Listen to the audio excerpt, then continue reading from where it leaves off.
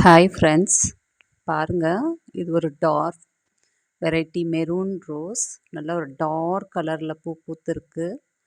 இந்த செடி வந்து ரொம்ப சின்ன செடி. இதை நம்ம இன்னைக்கு டிஸ்பட் பண்ண போகிறோம்.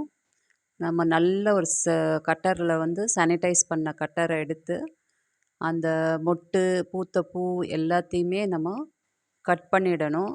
இப்படி கட் பண்ணலைன்னா செடி அவ்வளோ சீக்கிரம் வளராது. எல்லா சத்தும் அந்த மொட்டுக்கும் பூவுக்குமே போயிடும்.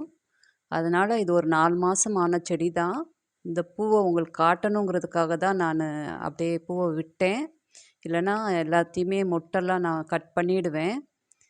இந்த மாதிரி தான் மொட்டை எல்லாத்தையுமே நம்ம கட் பண்ணிடணும், வளர விடக்கூடாது. இப்படி தான் டிஸ்பட் பண்ணணும். பண்ணிவிட்டு எல்லாத்துக்குமே வந்து நம்ம கத்தாழை ஒரு சின்ன பீஸ் எடுத்து நல்லா தடவிடணும், ஃபங்கஸ் எதுவும் ஃபார்ம் ஆகாமல் இருக்கிறதுக்கு. இது பாருங்கள், இதெல்லாம் கொக்கோபிட்டில் வளர்ந்த செடி தான். எவ்வளோ புஷ்ஷியாக வளர்ந்துருக்குன்னு. மண்ணை விட கொக்கோபிட்டில் கொஞ்சம் சீக்கிரமாக வளர்ந்துருது. அதனால தான் இது வந்து ஈஸியாக இருக்கும். வெயிட் ரொம்ப இருக்காது, தூக்கலாம் செய்யலாம். மாடியில் ரொம்ப வெயிட் ஏற்ற வேண்டாம்னு நிறைய பேர் சொல்கிறாங்க இல்லையா? அதனால இந்த கொக்கோபிட்டில் வச்சு வளர்த்தோம்னா வெயிட் ரொம்ப இருக்காது, ஹேண்ட்லிங் ஈஸியாகவும் இருக்கும். தண்ணியும் ரொம்ப தேவையில்லை. ஒரு 2 டேஸ்க்கு ஒன்ஸ் தண்ணி ஊற்றினாலே போதும்.